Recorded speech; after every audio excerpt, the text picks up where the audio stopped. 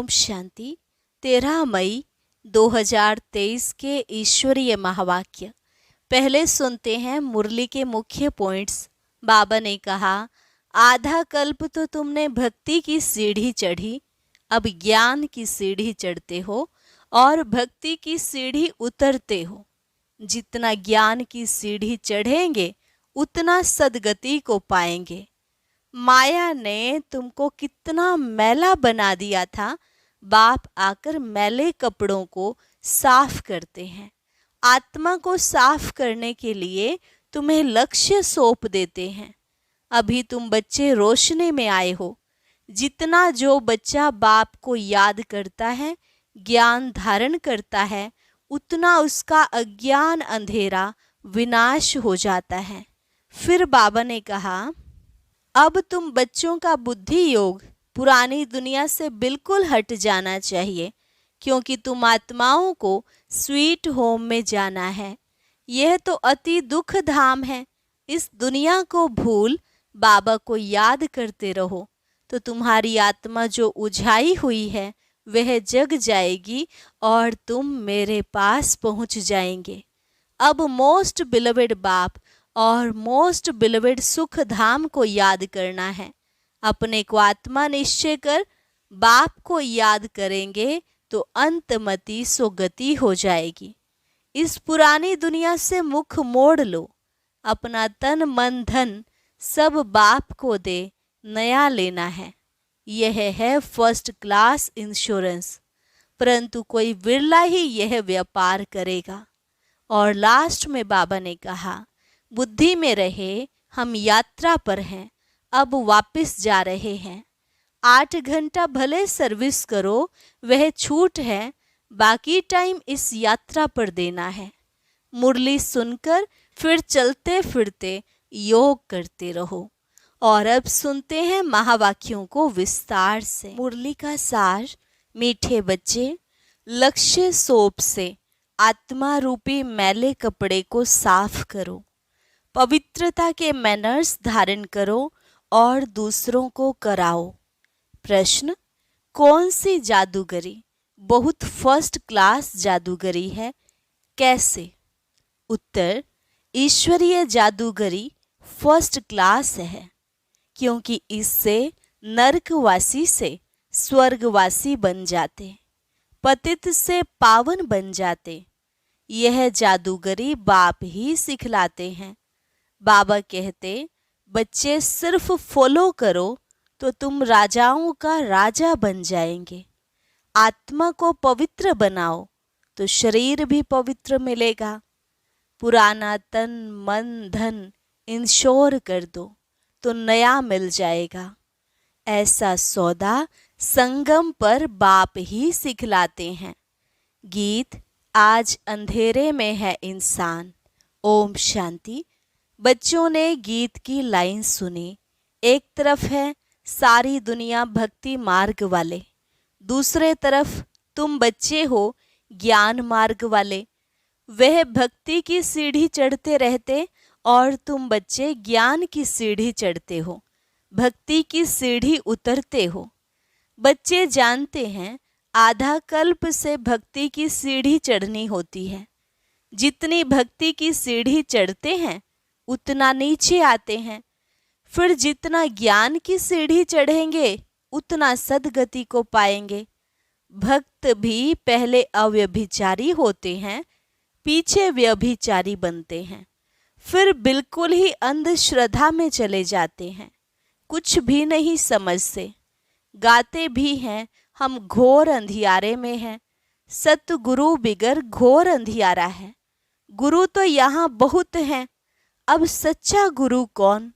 साधु संत महात्मा भक्त आदि सब साधना करते हैं अथवा याद करते हैं, शास्त्र वेद उपनिषद पढ़ते हैं, फिर भी कहते हैं भगवान जब आएंगे तभी आकर हमारी सदगति करेंगे। सदगति दाता को ही पतित पावन कहा जाता है। अभी तुम बच्चे रोशनी में आए हो, पतित पावन बाप को जानते हो और उनको याद करते हो। जितना जो बच्चा बाप को याद करता है और ज्ञान धारण करता है, उतना उनका अज्ञान अंधेरा विनाश हो जाता है। रोशनी में ले जाने वाला एक ही बाप है। तब कहते हैं ज्ञान अंजन सतगुरु दिया, अज्ञान अंधेर विनाश, कोई सुरमा नहीं है। यह ज्ञान की बात है। ज्ञान के साथ योग भी रहता है। अब तुम बच्चों का बुद्धि योग लगा हुआ है निराकार परम पिता परमात्मा के साथ, परंतु तुम्हारे में भी नंबरवार हैं और कोई मनुष्य मात्र का सर्वशक्तिमान परम पिता परमात्मा के साथ योग है नहीं। तुमको भी बाप से, मुक्ति और जीवन मुक्ति धाम से योग लगाना पड़ता है। मुक्ति जीवन मुक्ति के लिए भी दैवी मैनर्स चाहिए। इस समय सबके मैनर्स आसुरी हैं। परमपिता परमात्मा के गुण गाए जाते हैं। मनुष्य सृष्टि का बीज रूप है, सत्य है, चैतन्य है, आनंद का सागर है, ज्ञान का सागर, पवित्रता का सागर है, फॉरएवर है। उनका यह पद अविनाशी है और कोई मनुष्य का अविनाशी पद हो नहीं सकता। भले अभी तुम ज्ञान के सागर, पवित्रता के सागर के बनते हो, परंतु लिमिटेड बनते हो। बाप कहते हैं मैं अनलिमिटेड हूँ। तुमको अनलिमिटेड बना नहीं सकता, नहीं तो खेल कैसे चले। तुम फॉरएवर नहीं बन सकते हो। 21 जन्म के लिए तुम बनते हो। 21 पीढ़ी गाए हुए हैं। तुम फॉरएवर बनो, यह कायदा नहीं है। मैं हूँ ही एवर प्योर, रहता ही हूँ परम धाम में। मेरे पास ज्ञान पवित्रता आदि है ही है। तुम भूल जाते हो तो इस समय बाप आकर बच्चों को घोर अंधियारे से निकाल ज्ञान और योग से पवित्र बनाते हैं। और कोई ऐसे कह न सके कि मैं परम धाम से आया हूँ, मुझ बाप को याद करो। भले सन्यासी अपने को परमात्मा भी कहलाते, परंतु ऐसे नहीं कह सकते कि मैं परम धाम से आया हूँ, अब मुझे याद करो। इन महावाक्यों की कोई कॉपी नहीं कर सकते। बाप कहते हैं मैं आता ही हूँ तुमको राजाओं का राजा बनाने। अब बनेंगे वही जो कल्प पहले बने होंगे। तुम जानते हो कितने बच्चे पवित्र बनते हैं, कितने अशुद्ध मैले भी बन जाते हैं। बाप आकर मैले कपड़ों को साफ करते हैं। आत्मा ही मैली बनती है। आत्मा को समझाते हैं तुमको माया ने कितना मैला बना दिया है। एक जन्म की बात नहीं, जन्म जन्मांतर की बात है। अब बाप आकर आत्मा को साफ करने के लिए लक्ष्य सौंप देते हैं। कहते हैं मुझे याद करो तो तुम्हारी आत्मा जो उझाई हुई है वो योग से जग जाएगी। स्मृति दिलाते हैं तुमको स्वर्ग में भेजा था, माया ने मैला बना दिया है। अब तुमको स्वर्ग का मालिक बनाने आया हूँ। मैं इस ब्रह्मा तन से शिक्षा दे रहा हूँ। आत्मा को कहते हैं देह सहित देह के सभी संबंधों को भूल मुझ बाप को याद करो तो आत्मा साफ हो जाएगी। फिर तुमको शरीर भी भविष्य में नया मिलेगा। तत्व आदि भी सतो प्रधान हो जाते हैं। बाप कहते हैं इस पुरानी दुनिया को भूल जाओ, मुझे याद करो तो मेरे पास पहुंच जाएंगे। इस पुरानी दुनिया में कोई चीज़ बनाते हैं तो उस पर नया नाम रख देते हैं, जैसे नई दिल्ली कहते हैं, परंतु दुनिया तो पुरानी है ना। अब तुम बच्चों का बुद्धि योग पुरानी दुनिया से बिल्कुल हट जाना चाहिए। तुम आत्माओं को स्वीट होम में जाना है। अब अपने को आत्मा निश्चय करना पड़े और बाप को याद करो तो अंतमति सो गति हो जाएगी। मनुष्य तो अनेकों को याद करते हैं, कोई गुरु को, कोई श्री कृष्ण को, परंतु यह नहीं जानते कि श्री कृष्ण आदि कहाँ गए। यह भी नहीं जानते कि पुनर्जन्म सबको लेना है जरूर। यह रस्म सृष्टि के आदि से चली आ रही है।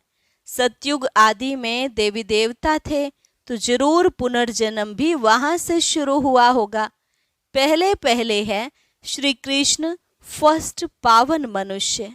उनकी महिमा ज्यादा है, लक्ष्मी नारायण की इतनी नहीं है, क्योंकि बच्चे पवित्र सतो प्रधान होते हैं, परंतु यह नहीं जानते कि श्री कृष्ण पुरी कहाँ है।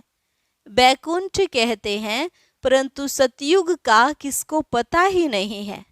श्री कृष्ण को द्वापर में ले गए हैं, वह नाम रूप दूसरे जन्म में हो नहीं सकता। श्री कृष्ण तो सतयुग में था। तुम जानते हो यह जगत अम्बा जगत पिता जाकर लक्ष्मी नारायण बनते हैं। सतयुग को कृष्णपुरी कहा जाता है। अब है कंसपुरी, यह आसुरी नाम है। वहाँ है दैवी संप्रदाय, यहाँ है आसुरी संप्रदाय। यह नाम सिर्फ गीता में है और कोई शास्त्रों में हो ना सके। बाप बैठ संगम पर समझाते हैं, तो बाप है रचयिता। उनको कहा जाता है मनुष्य सृष्टि का बीज रूप। तुम गाते भी हो बाबा आप पतित पावन हो, इस पतित दुनिया को आकर पावन बनाओ। पावन सृष्टि को रचकर पतित दुनिया का विनाश कराओ। बरोबर ब्रह्मा द्वारा पावन सृष्टि रचते हैं, फिर शंकर द्वारा पतित सृष्टि का विनाश होता है। यह बातें और कोई नहीं जानते। अब तुम बच्चे बाप के साथ योग लगाते हो, तुम देखते हो मैले कपड़ों को सटका लगाते हैं तो कोई फट भी पड़ते हैं। इतने तो अजामिल जैसे पापी हैं जो बिल्कुल साफ नहीं होते। बाबा कितना अच्छी रीति समझाते हैं, बच्चे मोस्ट बिलवेड बाप और मोस्ट बिलवेड सुख धाम को याद करो। यह है अति दुख धाम। सभी त्राही त्राही करते हैं, एक दो को मारते रहते हैं, फिर कहते हैं कि भगवान रक्षा करो। बाप तो है लिबरेटर। तुम जानते हो बाबा आया है इन पर्टिकुलर, खास हम बच्चों को और सभी को इन जनरल आम को शांति धाम में ले जाते हैं। तुम बच्चों में भी नंबरवार हैं जिनको यह नशा है। यह पढ़ाई भी कम नहीं है, पढ़ाते भी देखो किसको हैं, अजामिल जैसी पाप आत्माओं को स्वर्ग का मालिक बनाते हैं। बच्चों को बार बार समझाते हैं कि तुमको दैवी गुण धारण करना है। एम ऑब्जेक्ट तो बुद्धि में है। यह पवित्रता के मैनर्स और कोई नहीं सुनाते हैं। सन्यासी तो घर बार छुड़ाते हैं। तुमको घर बार नहीं छोड़ना है, परंतु पुरानी दुनिया को ही छोड़ना है। वह है हद का सन्यास, यह है बेहद का। सन्यासियों को बहुत मान मिलता है। यहाँ तो कोई सन्यासी आते हैं तो उनको कहा जाता है पहले ड्रेस बदली करो, स्त्री को जाकर ज्ञान सुनाओ। बहुत आकर तुम्हारे चरणों में गिरेंगे। माताओं के बिगर उन्हों का उद्धार हो नहीं सकता, क्योंकि तुम नॉलेज देती हो। बाकी चरणों में गिरने की कोई बात नहीं है। कोई नमस्ते व राम राम कहते हैं तो जवाब देना होता है। बाप भी कहते हैं बच्चे नमस्ते, मैं तुमको अपने से भी उच्च बनाता हूँ। तुमको ब्रह्मांड और सृष्टि दोनों का मालिक बनाता हूँ और मैं वानप्रस्थ में चला जाता हूँ। परंतु श्रीमत पर भी चलना पड़े, इस पुरानी दुनिया से मुख मोड़ना पड़े। जैसे राम और रावण का चित्र है, कृष्ण का भी चित्र है। नरक को लात मार रहा है, स्वर्ग का गोला हाथ में है। बाबा बहुत अच्छी रीति समझाते हैं, परंतु विरला कोई यह व्यापार करते हैं। बाप को तन मन धन दे नया लेते हैं। यह फर्स्ट क्लास इंश्योरेंस है। बाप कहते हैं तुम आत्मा को पवित्र बनाएंगे तो शरीर भी पवित्र मिलेगा, फिर स्वर्ग में राजाई करेंगे। इसलिए इनको सौदागर और जादूगर भी कहते हैं। पतित को पावन बनाना यह ईश्वरीय जादूगरी है। बाप कहते हैं नरकवासियों को स्वर्गवासी बनाओ।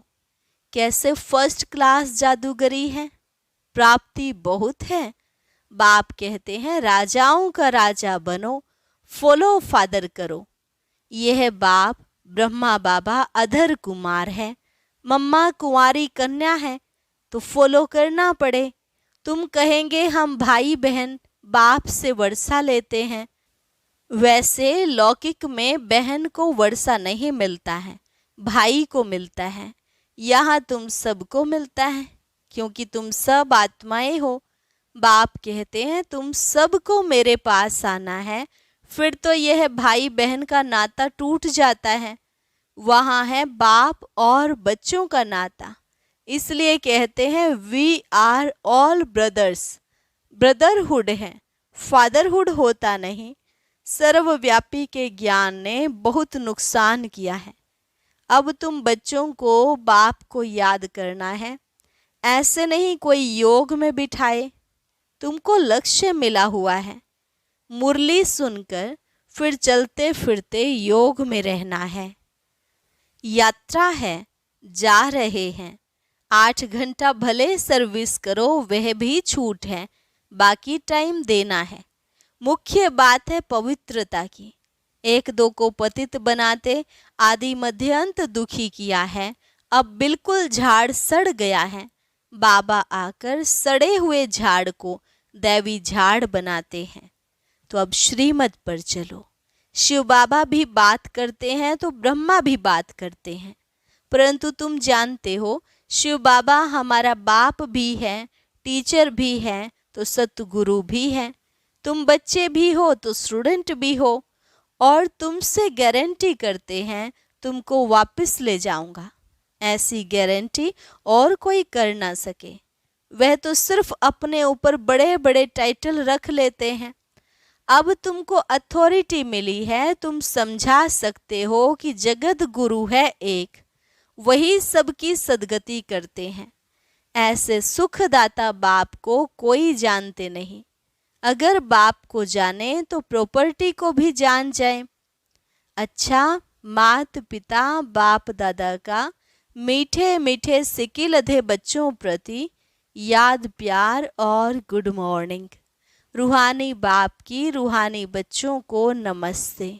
रूहानी बच्चों की रूहानी बाप दादा को नमस्ते नमस्ते, गुड मॉर्निंग। धारणा के लिए मुख्य सार। पहली पॉइंट, अंतमति सो गति के लिए पुरानी दुनिया से दिल हटाकर अपना मुख मोड़ लेना है, अपने स्वीट होम को याद करना है। दूसरी पॉइंट, सौदागर बाप से सच्चा सौदा करना है। तन मन धन सब इंश्योर कर फॉलो फादर करना है। वरदान, हद की दीवारों को पार कर मंजिल के समीप पहुंचने वाले उपराम भव। हद की दीवारों को पार कर मंजिल के समीप पहुंचने वाले उपराम भव। किसी भी प्रकार की हद की दीवार को पार करने की निशानी है पार किया, उपराम बना। उपराम स्थिति अर्थात उड़ती कला। ऐसी उड़ती कला वाले कभी भी हद में लटकते व अटकते नहीं। उन्हें मंजिल सदा समीप दिखाई देती है।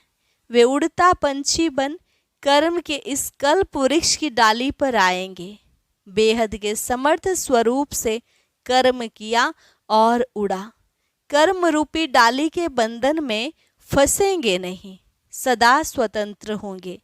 स्लोगन, अनुभवों की अथॉरिटी बनो तो माया के भिन्न भिन्न रॉयल रूपों से धोखा नहीं खाएंगे। अनुभवों की अथॉरिटी बनो तो माया के भिन्न भिन्न रॉयल रूपों से धोखा नहीं खाएंगे। अच्छा, और अब सुनते हैं आज का अव्यक्त ज्ञान मोती।